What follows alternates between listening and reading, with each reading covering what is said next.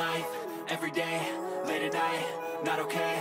All I want, and I pray, all I need are some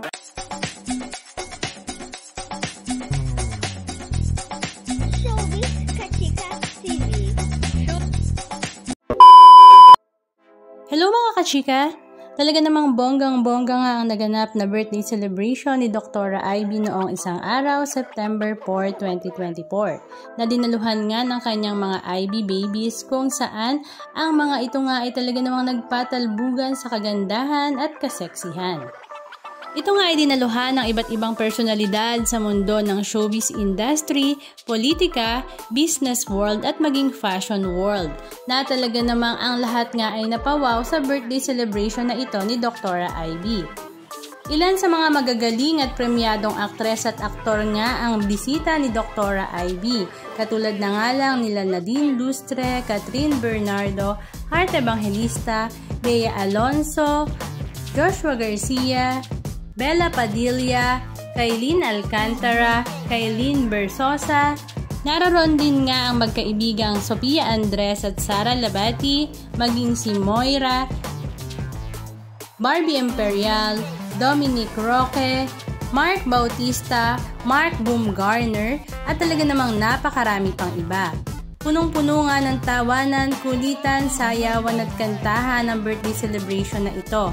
At talaga naman ang mga fans ay hindi nga magkamayaw sa mga video clips ganap na ibinabahagi nga ng bawat isa.